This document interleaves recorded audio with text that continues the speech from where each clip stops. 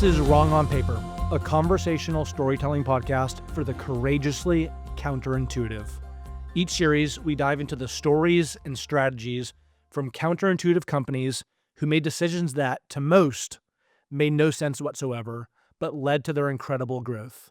I'm Aaron Fossas, VP of Growth at Addo, and I share the mic today with our co-host, David Salyers, who spent 37 years stewarding the growth of a courageously counterintuitive brand in Chick-fil-A. Our hope is that you learn from these stories and leave inspired to apply these courageously counterintuitive principles to experience growth for your business. Today, our story is about the Disneyland of convenience, known by most as Buc-ee's. All right, so last episode, we talked about Trader Joe's. This episode, Buc-ee's. And before we went live, you made the fun call out of Trader Joe's is a story of taking something big and making it small. Buc-ee's really is the inverse. It's a story of taking something small and making it big. So I think part of the point, Aaron, is there's not one way to do things. And I think that's part of what we want to get across through this podcast. There's lots of different ways to succeed. There's not one. And I think it's quite ironic, that in Trader Joe's, the norm was big and they made it small. With Buc-ee's, the norm is small and they're making it big, but both ways work because of the norm in the industry. There's no one right way to be wrong on paper. It's a creative act. We need to go ahead and get that That's copyrighted. a tagline. We'll put it on like big bold letters behind us. No one way, but this is going to be a story about Buc-ee's way to be wrong on paper. We're going to do a little bit of landscape setting so we understand where the Buc-ee's story exists. So in American retail, gasoline is the ultimate grudge purchase. No one wakes up excited to buy it. And yet, somehow, Buc-ee's turned that obligation into a destination with the emotional pull of a luxury brand. That alone, by itself, should make every retailer uncomfortable. Buc-ee's quietly opted out of the commodity business altogether. They reframed the roadside stop not as a transaction, but as an experience on par with a theme park. The result is not just higher traffic, but radical devotion. The common explanations miss the point. Yes, the bathrooms are famously clean. Yes, the stores are massive, but those are outcomes, not the strategy. The real story is a counterintuitive focus executed relentlessly. Buc-ee's walked away from the truckers, one of the most lucrative segments in fuel retail, to monomaniacally focus on passenger vehicles. More to come there. They pay wages wildly above industry norms because they understand that care precedes care. And they built a mascot-led merchandising machine that turns snacks and souvenirs into identity markers, not just gag gifts. And this is not accidental. Everything is preceded by a counterintuitive worldview, a wrong on paper worldview, if you'll allow. With annual revenue estimates in the billions and more than 50 locations expanding beyond Texas, Buc-ee's has proven something most brands still resist. You can export bigger is better, only if it is paired with both operational excellence and emotional connection. Size amplifies whatever system you put underneath it. Buc-ee's didn't win by being cheaper or faster. They won and are winning by making people feel something inspiring and joyful in the last place in the world anyone would ever expect to. All right, the Buc-ee story. The first Buc-ee was opened in 1982 in Lake Jackson, Texas. A couple of we're going to set the stage in 1982. What's happening in the world of the United States at this time? Well, the United States is emerging from the 1970s energy crisis. It's important to be mindful of there. And then a couple of fun pop culture references for 1982. This was the year of the release of Michael Jackson's Thriller. The box office dominance of E.T. for extraterrestrial was, shout out to Isaac for our movie theaters reference. E.T. Came out and dominated the box office. This is very fun. This year was the launch of the CD format. It's like CD music, the launch of the CD format. It was also a pivotal year for sci-fi films. Star Trek II and Blade Runner came out. The rise of MTV's influence began to take off, and the start of the home fitness craze with Jane Fonda. And I'll add one. It was my first full year at Chick-fil-A. Oh my! So I was starting at about that same time. I did not know that. 1981. Yes, but 1982, in the middle of the year. So 1982 was my first full year at Chick-fil-A. okay. So this is fun. So 1982, Arch Aplin started the first Buc-ee's, and he was 23 years old. So y'all were like similar life stages at the time. Exactly. So we'll have to pull some of that out, like Yeah. his mentality and processing of the time, maybe through your lens as we go. But let's start maybe even like way further back. We're talking about a convenience store, a travel center. Where do those come from? So the industry in the United States of C-stores traces its roots back to Dallas, Texas in 1927. An employee of the Southland Ice Company by the name of Joe C. Thompson started selling everyday staples. So think like eggs, milk, and bread, all from an ice dock. Since the ice was right there, the perishables stayed fresh longer than at traditional grocery stores at the time. Good to know. It was a humble operation. It eventually became branded as totem stores because you could tote your groceries from the store. This led into a post-war expansion. So World War II ends. We see a suburban explosion that changed a lot of the lives of Americans. One of the major drivers of change was more families had cars at this time. Cars need fuel. As people moved into suburban areas, you're now further from the city, you're driving more fuel is required. And so there was a rebrand from Totem stores in 1946 to the first 7-Eleven. Oh, wow. So the history of 7-Eleven. And 7-Eleven, as most people know, was named to represent the operating hours of the store, 7 a.m. to 11 p.m. In the 50s and 60s, stores began pairing with fuel pumps. So like the general store turned into a convenience store, a gas station. In the 60s, in Austin, Texas, there was a 7-Eleven that chose to stay open all night. So they bucked the 7 to 11 operating hours because of a football game. So they stayed open after hours for the fans of the football game. And it was such a successful night that they stayed open 24/7 permanently, sparking a massive industry trend. So this is a landscape into which Arch Aplin III stepped into. But the Buc-ee story, and you have a lot of great knowledge here, started even before that. Well, and I would even say, it's interesting. You're talking about the convenience store, but gas stations kind of picked up on that. And originally, we're just selling gas. Now they started adding the convenience. So those It two started converged. going in the opposite direction. While convenience stores added gas stores added the convenience store element. It became one unified industry. Yeah. All right. So two things I think are important to note about Arch Aplin's upbringing in childhood that brought about the first Buc-ee. So on one hand, as a child, he had grandparents, Arch and May Aplin, who were living in central Louisiana, in Harrisonburg, Louisiana. And they owned like a small mercantile general store that had a single gas pump. So it was one of the early service centers, gas stations.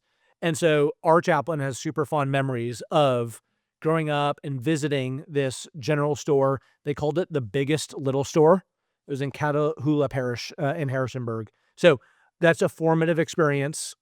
He speaks fondly of those interactions and that experience at the time. At the same time, I know that you know something about his dad.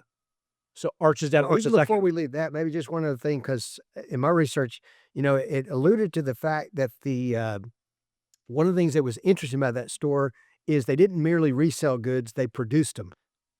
The shelves were stocked with turnip greens harvested from the Aplin family farm, syrup processed from their own sugarcane. Behind the store, where there was a smokehouse where Arch Sr. cured his own beef and pork, creating a real sensory environment, like you'd smell it when you walked up. And I think a lot of the seeds for what Buc-ee's does today were planted through that experience. The brisket and the candied nuts that they are kind of an extension of what he learned as a young child working in his granddad's store. But the fact that they didn't just resell goods, which is kind of the play later. The fact they had their own unique goods you could only get at that store, and they had made them themselves. I think that's where one of the seeds was planted that later reaped a harvest at Buc-ee's. So that was a massive seed that was planted. And then the other seed that was maybe just as consequential was Arch Aplin II, Arch Aplin III's, the founder of Buc-ee's, his father, started as a school teacher and then became moved into the construction industry, mostly in like residential development.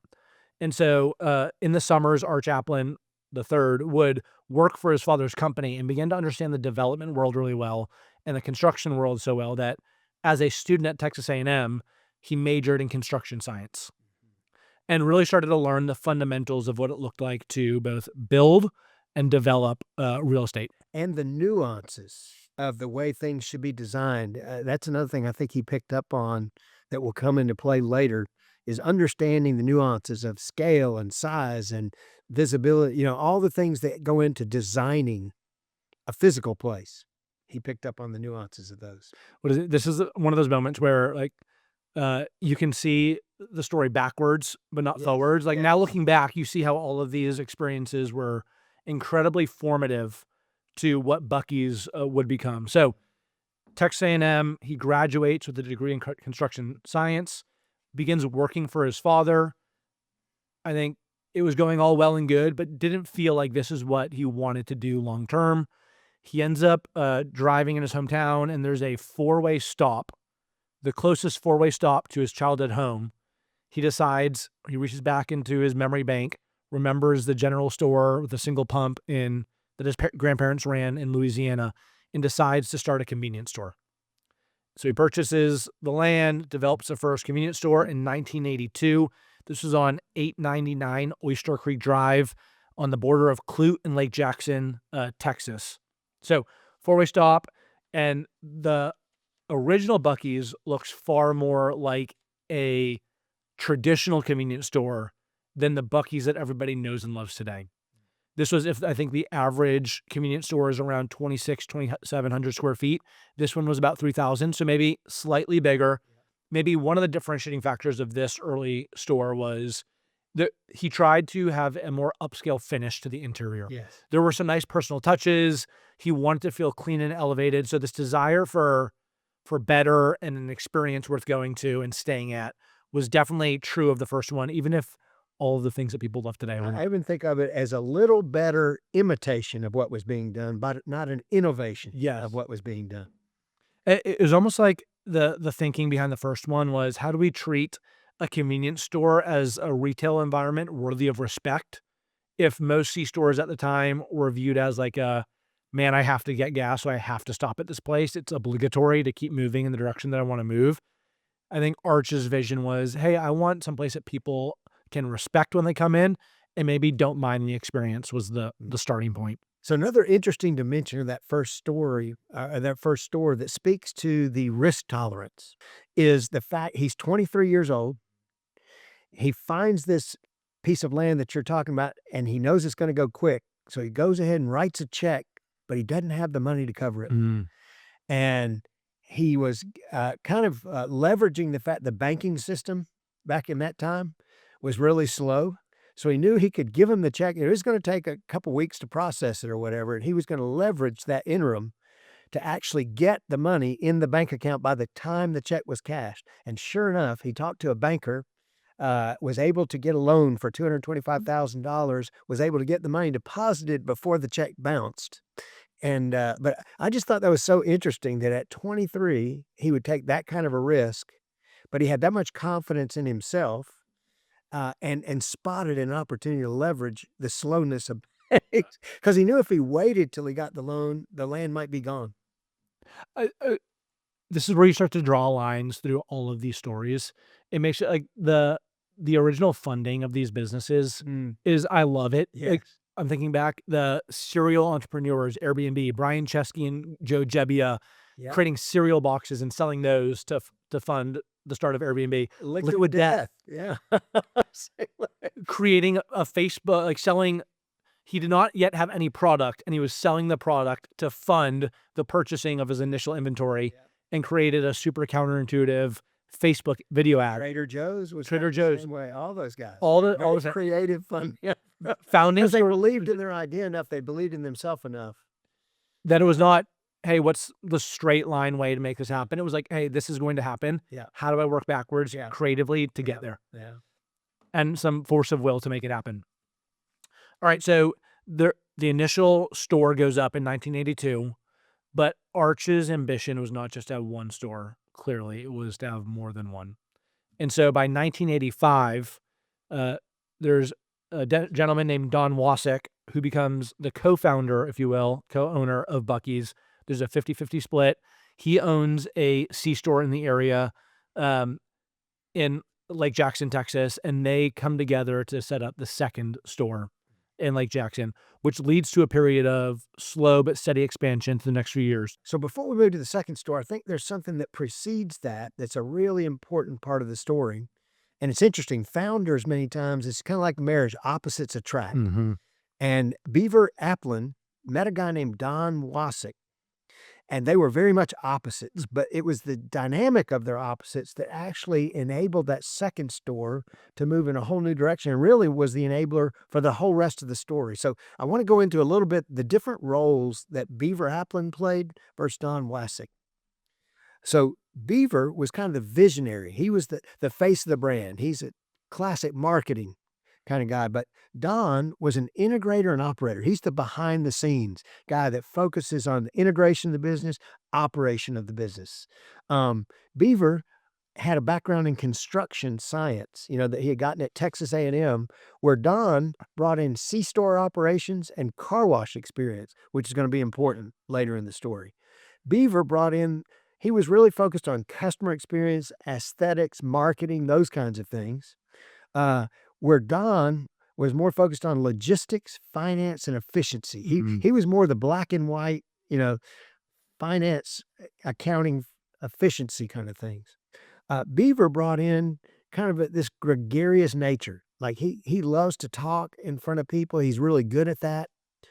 Whereas Don privately was known as the ghost. He's kind of behind the So good. He's very happy playing a low-key role behind the scenes. And finally, Beaver was kind of the soul of the brand. You could think of him, this is a soulful experience for him where with Don, you could think of him as the engine behind the business. He's really focused on making sure everything behind the scenes is efficient and, optimized and all that, where Don is out, shaking hands and kissing babies kind of thing. But I think that dynamic is really important dynamic.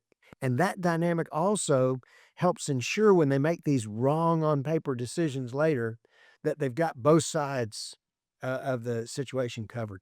Yep. And because they have 50-50 ownership, they only answer to each other. Yes. Which is valuable as you think about the decisions they can make. And they value each other. Yes, it's complementary. It's easy sometimes to only value people like us, where they valued people who are opposite from them.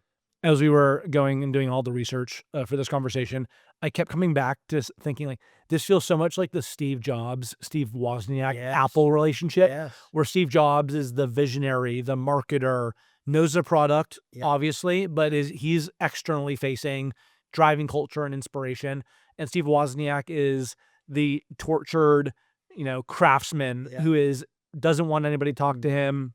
The media doesn't want to think about growth and marketing. He just wants to obsess over building incredible products. Chick-fil-A. Yeah. We had Truett Cathy, who was the visionary, and then we had a guy named Jimmy Collins, who was the engine of the business. He's the guy that was focused on all the details and the operations and getting everything exactly right. And so there was that dynamic at play at Chick-fil-A as well. Yeah, there's a power in that duo who owns each side of the coin. Yeah. All right, and before we go any further, it's also really fun to think about, where does the name Buc-ee's even come from? All right, so correct me if I'm misunderstanding, but a couple of forces are coming together to get to what ended up becoming Buc-ee's. So one, as you mentioned, when Arch Aplin III was born, his mother from birth called him Beaver as a nickname. So he became known as Beaver Aplin, was what he was called growing up. So interesting, even to this day. To this day, he still goes by Beaver. Yeah. So you have Beaver Aplin is his nickname, what he goes by. He grew up with a lab named Buc. Yeah. And so these two things, Beaver and Buc, were in his head and came together to form Buc-ee's. Yeah, exactly. And the mascot was, I guess there used to be Beaver. There's a Beaver, like a toothpaste brand. Oh, yeah. With a beaver mascot that became the inspiration for the current logo and iconography of the Beaver. And the toothpaste, because a beaver has those buck teeth. That's they were, right. You know, I think wasn't the mascot's name ever like Beaver Buc-ee? Bucky Buc-ee Beaver, Yeah. which you start to see how this all comes Yeah, together to yeah, form yeah. what is Buc-ee's Yeah. today. So let's walk through Don, Wasek, and Beaver Arch team up. They each have their separate C-stores. They come together. Before we get to the Luling location, which is a big milestone, let's talk about the couple of more minor but Yeah. just as important milestones along the way. Yeah. So in 1985, that's the first time that Beaver Aplin and Don Wasek did their first store together. One of the interesting things is they expanded from 3,000 to 6,000 square feet. So they were starting to move to Doubled. bigger footprint, doubled. And they introduced the first on-site kitchen at that location, because that's going to be really important to the story later. The fact you got an on-site kitchen instead of packaged goods from someone else. And it was a radical departure, from what other people were doing. And by preparing fresh sandwiches and breakfast tacos on site, they began to compete not just with gas stations, but with fast food restaurants. So that even in the second store, much bigger and now focused on fresh food. Then in 1989, they did something really interesting. They opened a beach store located near Fremont, near the Gulf Coast. And this store was capitalizing on tourist traffic. And I think that's an important part of the story later, too, because they'll tend to locate, in areas way outside of cities that are on the way to maybe a destination for your vacation. They were selling things like fishing gear and beach towels, clothing. This was the genesis of the mass merchandising wings that would be seen now in modern stores. And they learned in that environment that if the environment was right, customers would buy discretionary goods, coolers, shirts, alongside non-discretionary like fuel. So this was their first experiment in the beach store of selling merchandise, and selling maybe items convenient to that vacation experience. Because one of the things I noticed when you and I even visited the story, the modern store, if you're on your way to a vacation, your whole mindset is very different about what you're willing to buy, what you do buy, that kind of thing. And I think that's part of it. And then the third kind of leg of the stool was in 1991. This shows how crazy you got. They opened a place called Uncle Buck's Ice House. And this was perhaps the most divergent experiment. It was a venue in Lake Jackson that hosted live music. And while not a gas station, the venture into entertainment kind of demonstrated Aplin's desire to create community gathering spaces. It taught the partners valuable lessons about crowd management and the experience economy. I think this is where that marketing gene and creating experiences and community came into play. And you start to combine that store number 2, expanding, adding the food, the beach store where you've added all the merchandise, and now Uncle Buck's where you're focused on creating an experience for people. Those 3 things, I think, teed up the store that you're about to talk about in Luling. And I think an important thing to note, so the Luling store and the first store in 1982, so 1982 to 2003 is 21 years. So there's a 1982 first store, 1985, the collab with Don Wasek. Then you have each of the examples that you talked about. So this Buc-ee's was no flash of brilliant vision. I hate to always bring Chick-fil-A, but I can't help but think, do you realize when the first freestanding location, how far into Chick-fil-A's experience? 20 years. Super similar timeline. Super similar timeline that all of a sudden, having operated only stores in malls, decided to go outside of a mall to a freestander, and the freestander became the future 20 years in. So this wasn't, what's fun to think about is, it seems like this wasn't just a growth play. This wasn't a, let's get a C-store stood up and how fast can we start creating them. There was a level, like they were operators, like they loved being in their stores, and they developed an incredible finger feel for what the experience that they wanted their guests to have should be. And it was an incubator time. Yes. They're incubating these ideas. Slow iteration. And they're trying different things. And then all of a sudden, different things kind of get aligned to create that huge success story. We used to talk about Chick-fil-A as an overnight success story, 40 years in the making. Same thing. This is the same thing. And so Luling is maybe, instead of another small iteration, there's a little bit bigger of a bet that they make here. Riskier of a bet. They've earned the right to have all of these insights over a long period of time. And a couple of important notes about the Luling build. One, they moved from residential areas to more the travel center model. So you called out previously the idea of like being in between destinations. And I think you were sharing off record where I think there was something important to note of like, hey, like this massive square foot model might not work in the residential area the same way that it would as an in-between space as a travel center. So I think that's important to note. And then the square footage of this travel center was so much greater than anything they had done previously. And the risk became a lot on the financial side of like, could they operate a store at this size efficiently and effectively? In the middle of nowhere. In the middle of nowhere. Yeah. Should be like the talent that you're pulling in to work. We'll get into the talent strategy later on. You think about distribution of products. You think about cooking hot food. Like all these things start to make the operational complexity that much greater. Yes. And then the investment to build a store that much bigger than every other one is also a financial risk that they took. So into 2003, they build this travel center, and really some of the insight into this build specifically was into human behavior on road trips. So what they tried to solve for was like the travel stress that families feel when they're going on vacation. So Aplin realized that drivers on long stretches of the Texas highway were not just looking for gas, they were looking for relief. Relief from cramped cars, relief from dirty facilities, relief from having to hold it while you're waiting to go to the bathroom. So he's solving for like this emotion of relief. Another dynamic is he was going away from being a convenience store per se to becoming a destination with anticipation of getting there. And another layer, this was true of all of the stores, but the idea of differentiating on clean bathroom becomes an explicit strategy.